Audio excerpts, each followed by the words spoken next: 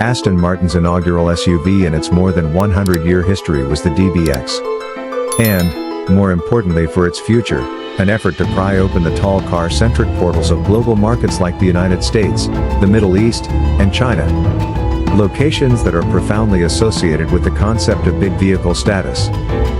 It was also an attempt to create a practical, everyday Aston that was legitimately usable, in contrast to the four-door repeat. Do you recall that? The DBX was initially introduced in 2020 and was subsequently facelifted in mid-2024 at a production facility in St. Athan, Wales. What function did that facelift serve? The Mercedes-sourced 4.0-liter Viterbo V8 with 542 bhp and 516 pounds-foot of torque was previously available.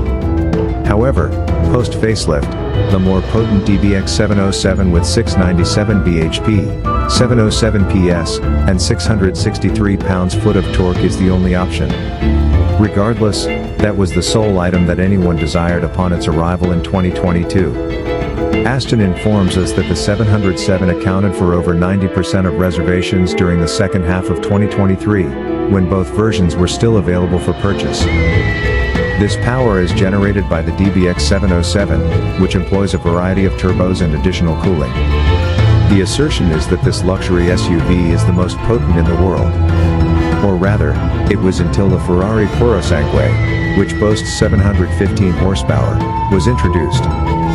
The engine and Mercedes-made 9-speed automatic transmission combination remain unchanged, as the facelift did not bring about numerous mechanical modifications. The exhaust wakes up earlier to generate more commotion at lower RPMs, and the triple-chamber air springs and active dampers have been adjusted to promote a slight increase in body control.